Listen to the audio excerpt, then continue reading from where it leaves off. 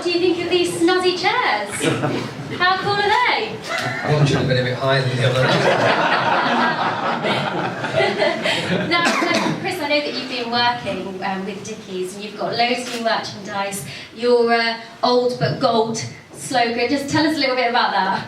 Yeah, we've got to work out one for Danny next, but young but fun's been better.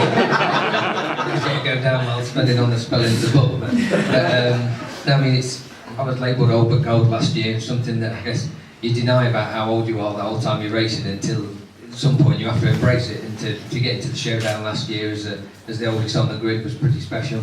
To get a chance to be involved with a team that's as special as this is going to be, and already is, as everybody can see today. For me, it's phenomenal, really, to at this later stage in my career, to work with Danny again. He is one of the best rising stars we've got. Still racing on UK soil. We've got a lot of talent coming out of the UK at the moment, but not many of them have stayed and raced in the British Championship. That's what the route Dan has decided. You know, Tommy wanted a young up-and-coming rider, and there is nobody better. He proved he can ride a Kawasaki. He won the Superstock Championship last year in fine form.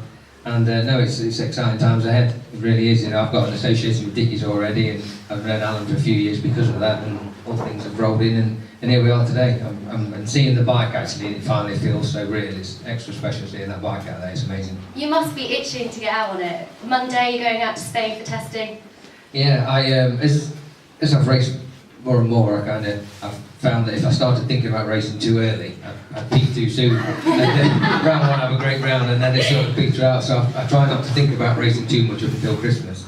And you know, it's amazing how suddenly you see the guys sneaking out to Spain for a bit of testing. World Superbikes start testing. I think a few of us, and definitely me, set the alarm and watched World Superbikes at the weekend, and that really kind of, for me, starts the season off.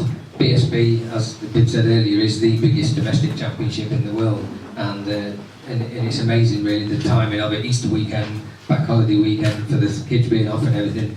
Round one is going to be extra special, and we've got, I think, 7 or 8 days on the bike prior to that testing already planned. There might be a few sneaky ones as well, depending where we're at, and we should be in good shape by round one, and yeah, excited, very excited. And Chris, in terms of preparing, I know you're pretty strict with yourself. I tried to offer him just a tiny little sweet when we were at the London Bike Show, and you weren't having any of it. You were on a strict diet. But how do you prepare mentally as well for the season ahead? Yeah, I mean, diet-wise, I don't stop training anymore. I used to kind of have a bit of time off at the end of the season up until Christmas, but nowadays I just keep on training, just not do it quite as intensive over the period between the end of the season and Christmas. But the diet really kicks in January, February. Get back to your racing weight, get the whole body fat down where it needs to be. I've got a very understanding wife who helps me along the way. It's not much fun doing it yourself, watching your daughter and your wife eat your pizza while you're having a carb-free dinner 5 days a week. But the truth is they help a lot, and that just kind of gets me in the right mindset. It's really just about being prepared mentally, really. A lot of what you achieve on the track is down to what you sat on the team around you, but a lot of it's north of the eyebrows. It's what you're thinking in your head, and we're in the right place. I can't wait. And your mechanic, I believe, this year, he's actually something you've worked with in the past, isn't he?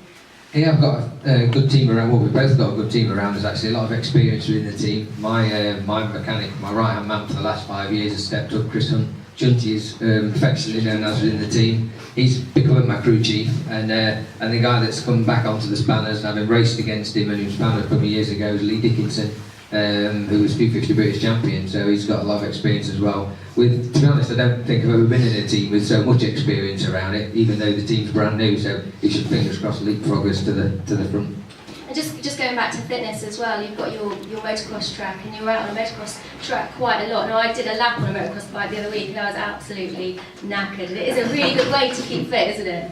Yeah, I don't ride a bike a great deal out of the season until the new year turns, and then I'm every chance I get on a dirt bike. It toughens you up, gets your eye back in. They don't feel quite as fast as a 210 brake horsepower Bewiser Superbike's going to feel next week, especially having driven a Volkswagen van for the winter. But no, it just gives you just does me good to be back on a motorbike. Motocross is where I'm from. I've got a kind of rough and rugged style, and it comes from the dirt bike side of things. Danny was a special lad on a motocross bike back in his day as well, and I think it just helps definitely. Well, Danny Buchan, talking about motocross bikes, a little birdie told me that you've been out in Spain with your motocross bike and your dad came and took it off you. Is that true? Yeah, well, basically, it's kind of similar to that story, yeah, but I took it upon me to take this motocross bike out to Spain. And so I get out there, do a couple of days motocross, thinking this is easy, like maintaining this bike's easy, put a bit of chain lube on. And it turns out I've got dust all in the airbox inside the engine now, and it's got to be fully rebuilt, so my dad had to take it back, yeah. But you haven't got a great track record on motocross bikes, really. I know you did have a good career racing them, but although it is a great way to keep fit, it's also a bit of a dangerous way to keep fit, isn't it? Yeah, exactly, yeah. I think when we first sat down and spoke to Tommy and Alan, they said, I think it was in the first meeting, no motocross bikes in January, but yeah, I mean, like Chris said, it's a great way to keep fit, you know, and coming from the background, it sort of is, it is, obviously, it's just natural, you know, you enjoy it the same as when you started, but yeah, no matter how much fitness training you can do in the gym, you can still get on a motocross bike and be absolutely hanging at the end of a 20-minute or 30-minute session, so it is a great way, but yeah, obviously along with that comes the risk, and I have a few years ago broke my back riding motocross during a superstock season, which obviously didn't end up great, but yeah, it's best now that just stays parked up or maybe gets sold. So I believe that you've been out in Spain, but you've actually done a little bit of testing as well on a bike that your dad helped build. 80% performance of what you're going to be riding this year, is that right? Yeah, my dad sort of said he's not going to really do anything else to do with motorbikes, like, that's it now, you've done what you've done, like, carry on. And then 2 or 3 weeks later I go in the garage and there's a chassis on the bench. I said, what's this then? He's like, oh, I've just got a few bits off eBay, I just built a bike. So and now I've got a British Superbike sat in my garage, but it's yeah, I mean, it's just to get used to riding without traction control and just on the slick tyres, you know. And it's we've done 3 days in Cartagena in a few weeks back, and it was great fun to be back out riding in the sun, just sort of little test of fitness and stuff. And yeah, I mean, it's just great to be back out riding.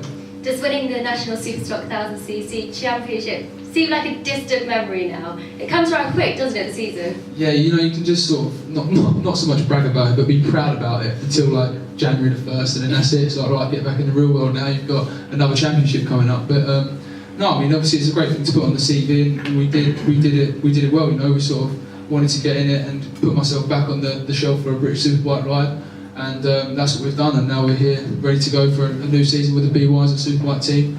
And like Tommy said, the package is going to be as competitive and gives us both, obviously, the best opportunity we can for the season. So. Well, thank you so much, guys. And on behalf of everybody here, we're wishing you a very successful 2015. Danny, I'm wishing you every success 2015. You want to know what that means? Ask him, John Hogan, blame him for that.